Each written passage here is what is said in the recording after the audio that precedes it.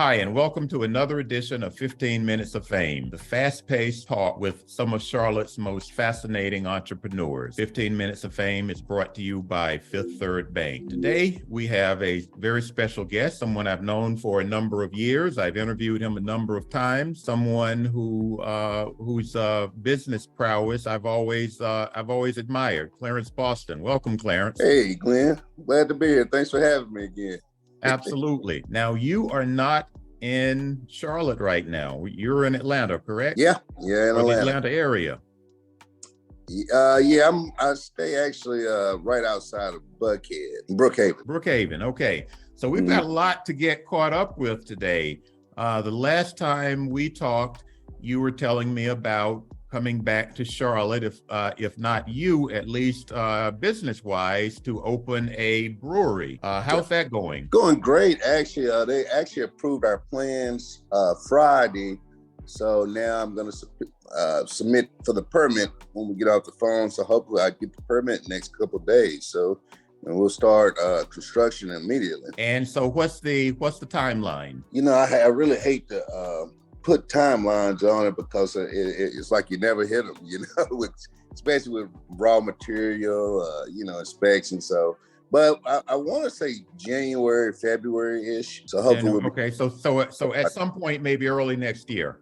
Definitely early. Yep. Definitely. Okay, tell me about the brewery. What is it going to be? Hippin Hops Brewery, or is it going to be an extension of what you're doing there? Tell us more about that. Yeah, it is. It'll be another location of Hippin Hops.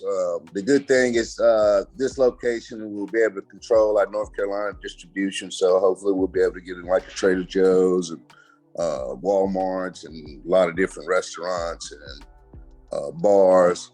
What a lot of people don't understand that it's more than one element to opening a brewery. It's like you got two elements. You have your tap rooms, and then you have your distribution. Here in Georgia, we cannot self-distribute beer. We have to go through a distributor.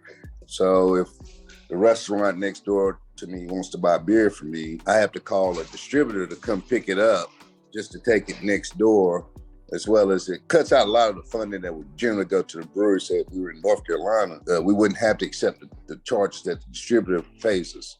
It's like they do here in Georgia, which is like probably 30% less than if we were selling it on our own. So in North Carolina, you can act as your own distributor. Yes, sir. I'm really excited about that. Absolutely. Mm-hmm. How much time would that take up if you're working with grocery store X over here and restaurant X over there?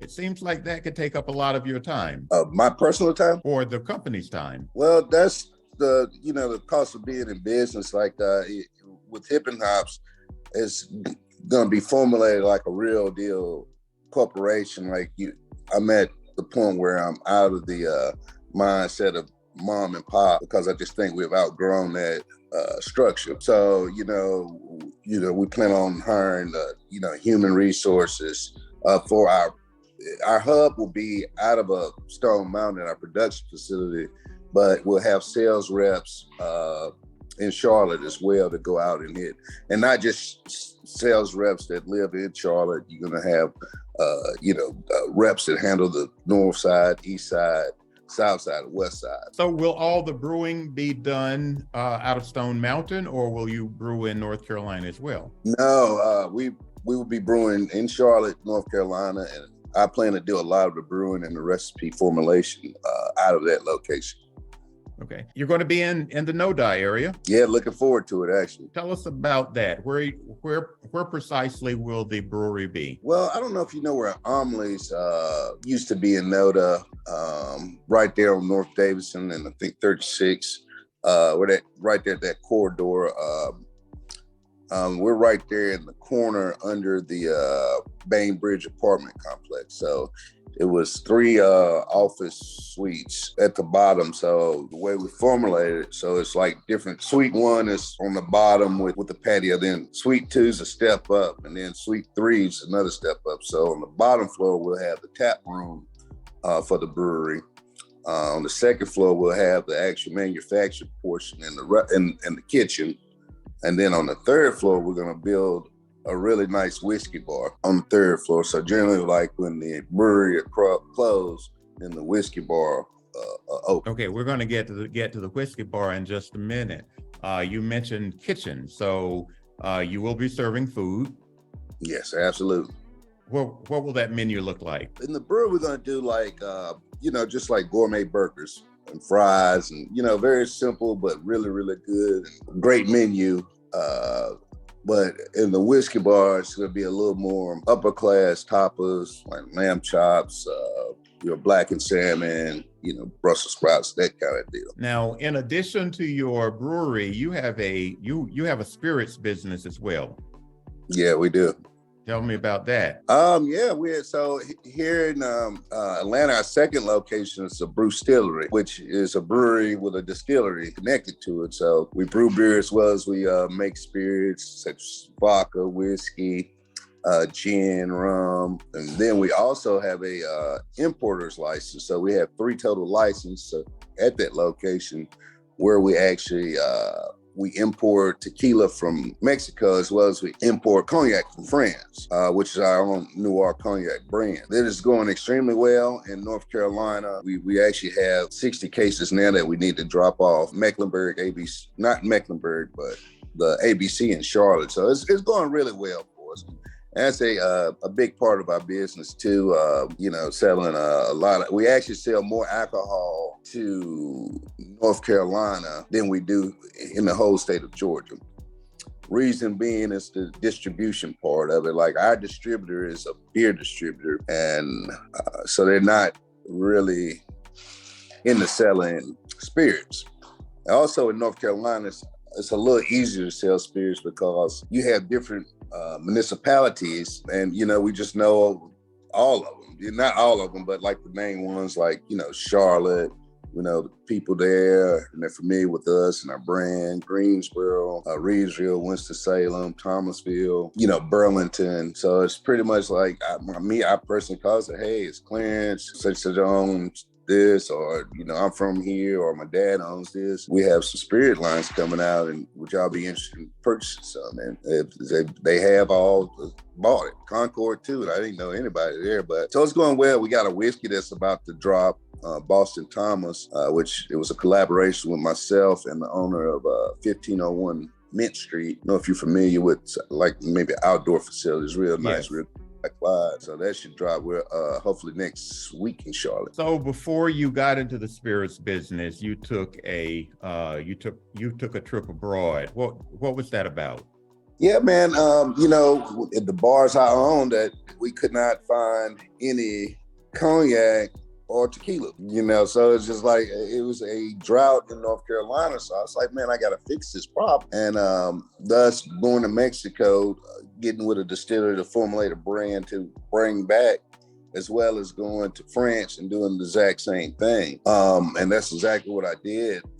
Went and met with a lot of different distilleries, and I just picked the ones that had the best product. I know that you import spirits. Do you do any of your own distilling? Yeah. Oh yeah. How did you learn that? It's just, well, we used to own the CBD business in North Carolina, where we were growing hemp and processing hemp, and so I learned a lot of distilling just from the extraction process dealing with hemp, which is pretty much all you're doing is separating the ethanol from a solvent. And we use a new age of distilling, which is using a rotovapor instead of a still, because the alcohol is way more better using this technology, and everything is done under vacuum versus under heat, which is a lot more safer too. We were talking before we began filming.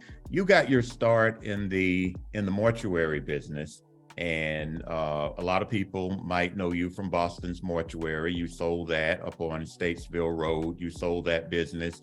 You had other mortuary businesses. You were saying that for the most part, you're out of that now. Yeah. For the most part, I've served so many families.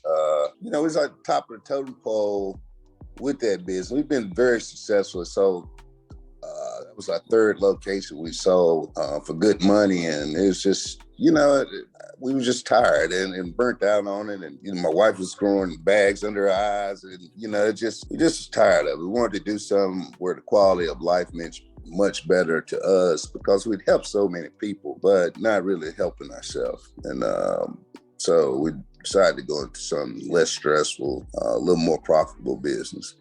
I mentioned early on that you're one of the entrepreneurs I really look up to. You seem fearless. You have tried any number of things. Do you still own Firehouse? Are you still a partner in that venture? Yes, I am. Yeah, both Firehouse and Recess Section. Yes, I'm still a partner. Where do you think you get that courage from to try different things, to try things in business that you have not tried before? Honestly, man, I think it's the capital, man. It's like, I'm not really a rookie to opening businesses. I've been owning businesses for, how old am I, 42, almost 20 years. So it's like, you had some good ones, you had some bad ones. And, you don't really try to invest in anything you think that's not going to work. I want to reach $1 billion. And I think it can be done very easily because, I grew up extremely poor. And I remember when I got my first $1 million check. And I never in a million years thought this poor guy from Reedsville, North Carolina would ever see $1 million. I mean, who would have ever thought that? And it's just like, well, if you can get $1 million, why can't you get $1 billion? So that's why we're working so hard with this brand, Hippin Hops, to try to get it into all 50 states and be a world-renowned alcohol brand, not just with beer, but with spirits as well. And we think we can get there. And so we got a 5-year plan to kind of get that going and then move to the Bahamas. And so all of your businesses have not been a success? No, not all of them. I remember my first restaurant, Harlem Bistro, down in Greensboro, North Carolina. It was a success. It just wasn't making me no money. Everybody else, the bartenders were getting paid. The kitchen was getting paid. Everybody was getting paid, but at the end of the month, I was putting out $5,000 or $10,000, and I never worked my ass off like that in my life. Like just working and not seeing a profit was not. I just couldn't do it anymore. So what I did was versus close it down and kind of be on the his business failed. I just sold it for like the cheap, like I think $10,000, something just cheap, just so I could sell it, just give it a problem. And I sold it to a restaurateur that I thought would be very successful at it. He owned like cafeterias and stuff, but it ended up closing. And then I opened up another one, a smaller one, because I felt sorry that this was probably 4 or 5 years later. And then I just decided, I still wasn't making any money. And then I was like, my last straw was a lady called me. It was 12:30 in the morning. She said, Clarence, I ain't paying no $2 for no fish sandwich with no bread. I said, excuse me? She said, I'm not paying $2 for a fish sandwich with no bread. And it pissed me off so bad. I said, well, ma'am, you can't go to McDonald's and buy a $2 fish sandwich, drink a water out of a glass, and eat it off a plate that I gotta wash. And I said, you know what? I got a trick for you, ma'am. That next day I closed. I said, I don't care what they say. Like at that point, it didn't even matter. I mean, we were doing other things. Funeral homes were going good. Firehouse was going good. I was just like, I wasn't gonna deal with that anymore. Like, y'all can have it.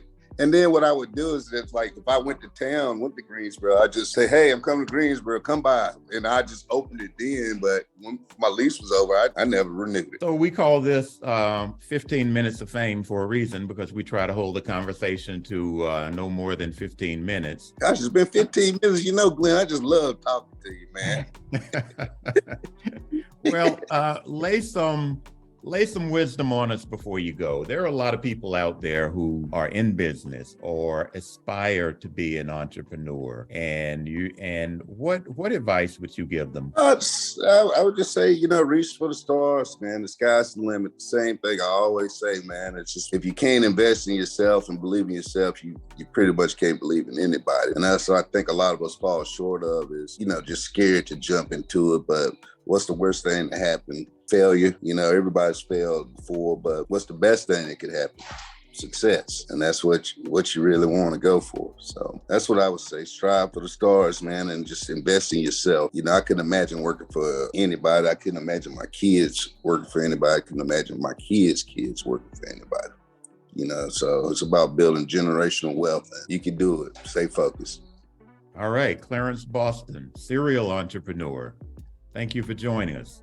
Hey, thanks for having me. Well, that's a wrap for another edition of 15 Minutes of Fame. A special thanks to Fifth Third Bank, our sponsor for this series. And until next time, I'm Glenn Perkins, publisher of Q City Metro. Have a good day.